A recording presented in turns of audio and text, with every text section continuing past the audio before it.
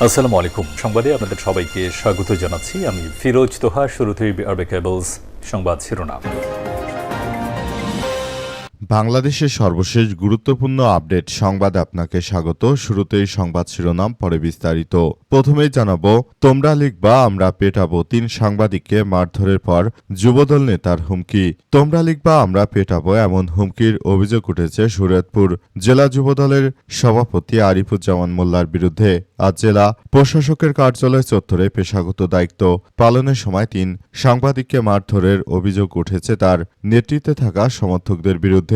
হামলা শিকার সাংবাদিকরা হলেন দ্য ডেইলি স্টারের জেলা প্রতিনিধি জাহিদ হাসান, নিউজ 24 এবং জাগো নিউজের প্রতিনিধি বিধান মজুমদার এবং মানবকণ্ঠের জেলা প্রতিনিধি বরকতুল উল্লাহ বুলু। এরপর জানাবো, পররাষ্ট্র প্রতিমন্ত্রী হুমায়ুন কবিরের নিয়োগ সংবিধান সম্মত নয় বলল টিআইবি। টেকনোক্র্যাট কোটায় দ্বৈত নাগরিকধারী পররাষ্ট্র প্রতিমন্ত্রী হুমায়ুন কবিরের নিয়োগ সংবিধান সম্মত নয় এবং এ বিষয়ে স্বচ্ছতার সঙ্গে নিজের অবস্থান ব্যাখ্যা না করে পদ গ্রহণও প্রশ্নবিদ্ধ বলে মনে করেছে ট্রান্সপারেন্সি ইন্টারন্যাশনাল বাংলাদেশ, টিআইবি।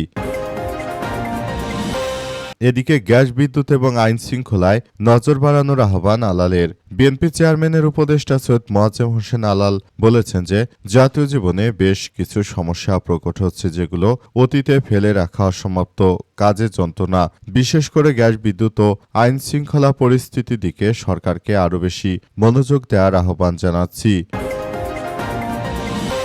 এবারে জানাবো, অতিথি না করা ১৪৪ ধারা জারির মাইকিং, ছাত্রদল নেতা বহিষ্কার। নাটোরের লালপুর উপজেলায় কেশবপুর গ্রামে ঐতিহ্যবাহী গ্রামীণ ফুটবল টুর্নামেন্টের ফাইনাল খেলায় অতিথি না করায় ক্ষোভ প্রকাশ করে ১৪৪ ধারা জারি করা হয়েছে বলে মাইকিং করার অভিযোগে এক ছাত্রদল নেতাকে বহিষ্কার করা হয়েছে।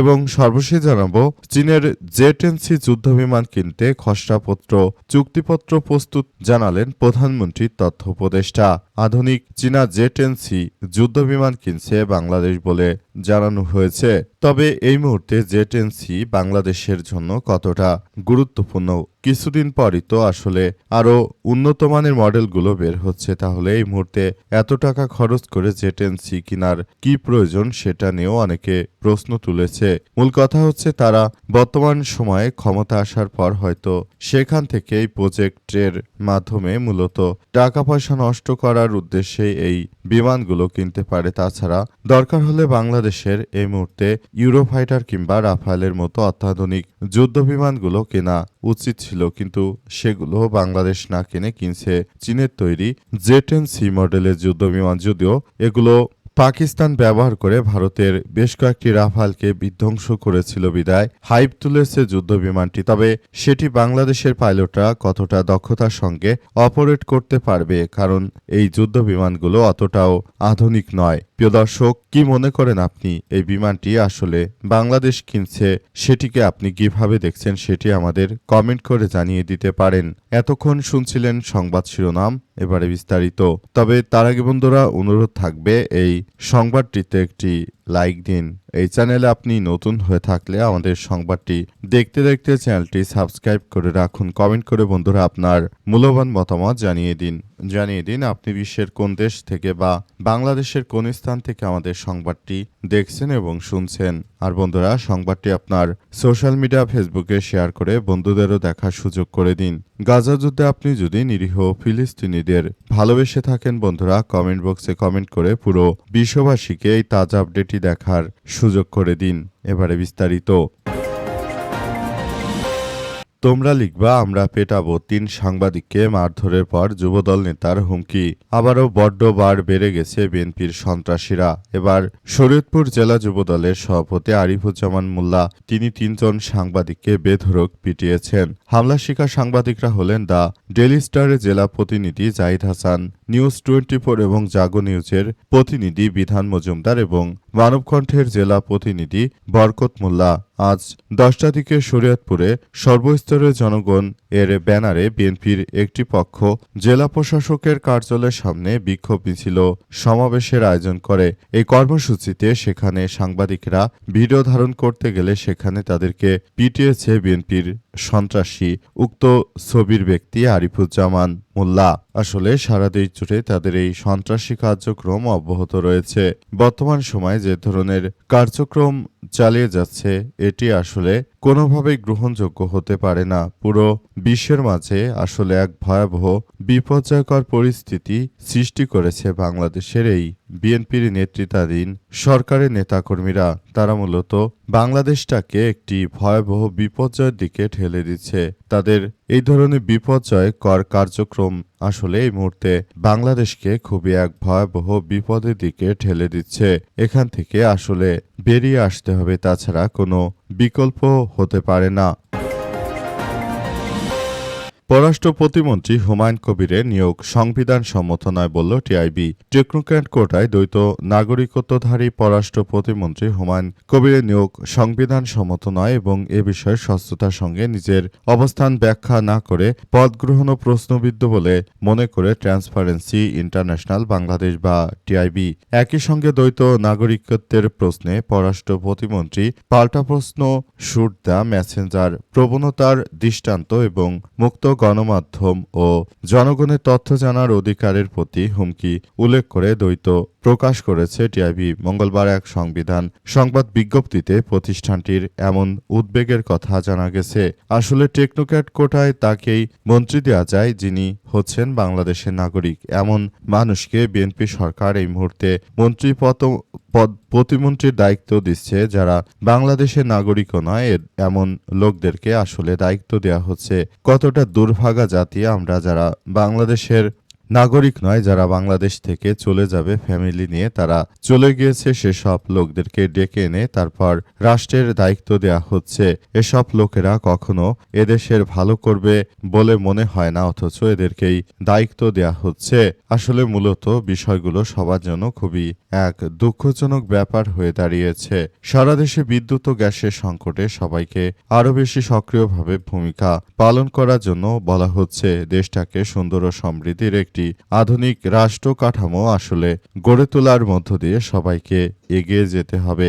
এই মুহূর্তে পুরো বাংলাদেশটাকে একটি সুন্দর ও সমৃদ্ধির একটি আধুনিক রাষ্ট্র কাঠামোর দিকে এই মুহূর্তে বাংলাদেশকে নিয়ে যেতে হবে, তাছাড়া কোনো বিকল্প নেই। কিন্তু বিএনপি সরকার বাংলাদেশকে শুধুমাত্র পেছনের দিক ঠেলে দিচ্ছে। এটি হচ্ছে বিএনপির এই মুহূর্তের চরিত্র। তারা পুরো বাংলাদেশটিকে একটি অর্থনৈতিকভাবে পঙ্গু করার পরিকল্পনা করছে বলে এমন কথাই বলছে জাতীয় নাগরিক পার্টি এনসিপির নেতৃত্ববৃন্দরা। গ্যাস ও বিদ্যুৎ আইন শৃঙ্খলায় নজর বাড়ানোর আহ্বান আলালের। বিএনপি চেয়ারম্যানের উপদেষ্টা সৈয়দ মোয়াজ্জেম হোসেন আলাল বলেছেন, জাতীয় জীবনে বেশ কিছু সমস্যা আমরা দেখতে পাচ্ছি, সেগুলো আমরা সরকারে আসার পরই সবথেকে বড় বিষয়গুলো আমরা দেখতে পাচ্ছি। এটি আসলে আমাদের জন্য খুবই একটি গুরুত্বপূর্ণ বিষয়। এই মুহূর্তে আমরা মনে করি যে বিষয়গুলোকে খুবই গুরুত্ব দিয়ে তারপর কার্যক্রম চালিয়ে যেতে হবে বলে উল্লেখ করা হয়েছে। আসলে এই মুহূর্তে আমাদেরকে এই কার্যক্রম আসলে আমাদের জন্য সবাইকে আরো বেশি বিপর্যয়ের মধ্যে ঠেলে দিচ্ছে। আসলে এই ঘটনাগুলো আমাদের সবাইকে খুব বেশি সমস্যার মধ্যে ফেলে দিচ্ছে। তাই আমরা যে কার্যক্রম চালিয়ে যাচ্ছি সেটা আমাদের সবাইকে আরো বেশি নানাবিধ সমস্যার মধ্যে ফেলে দিচ্ছে। আমরা বিষয়গুলোকে খুবই গুরুত্বপূর্ণ বিষয় হিসেবে দেখছি বলে জানানো হয়েছে। আসলে বর্তমান সময়ে যে ধরনের বিপর্যয়গুলো ঘটছে সেগুলোর জন্য আমাদের সবাইকে আরো বেশি সতর্ক থাকতে হবে। তাছাড়া যে কোনো সময় আবারও ভয়াবহ বিপর্যয়কর পরিস্থিতির সৃষ্টি হতে পারে বলে এমন কথা জানিয়েছেন তিনি।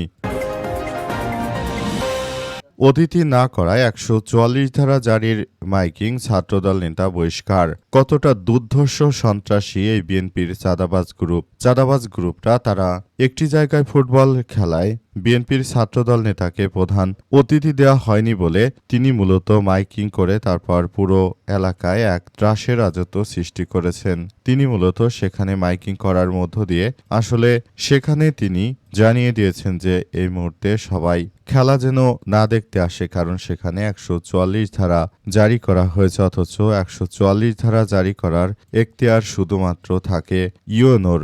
অথচ উপজেলা প্রশাসনকে বাদ দিয়ে বিএনপির ওই নেতা তিনি নিজেই ১৪৪ ধারা জারি করার বিষয়ে এলাকায় মাইকিং করেন এবং অবশেষে আসলে বিষয়টি নিয়ে জানাজানি হলে সবাই উক্ত বিএনপির এই সন্ত্রাস চাঁদাবাজদের বিরুদ্ধে মাঠে নেমেছে। এরপর বাধ্য হয়েও এলাকার বিএনপির নেতারা এই সন্ত্রাসী নেতাকে দ্রুততম সময়ের মধ্যে তাকে আসলে দল থেকে বহিষ্কার করেছে।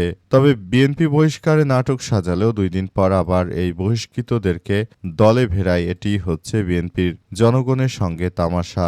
আগামী স্থানীয় সরকার নির্বাচনে আশা করা যায় প্রতিটি জায়গায় বিএনপির ভরাডুবি হবে, কারণ এই মুহূর্তে গ্যাস ও বিদ্যুতের যে সংকট তারা সৃষ্টি করেছে, মনে হয় না ভবিষ্যতেই রাজনৈতিক দলকে কেউ ভোট দিবে। মাত্র ক্ষমতা আসার 6 মাসের মধ্যেই এত জনপ্রিয়তার থেকে এত তলানিতে চলে গেছে সরকার যে তিনি ক্ষমতা আসার আগে বলেছিলেন 1 থেকে 1.5 কোটি তিনি নাকি চাকরি দেবেন, অথচ ক্ষমতায় আসার 6 মাসে ৬২,০০০ মানুষকে তারেক রহমান বেকার করে দিয়েছে।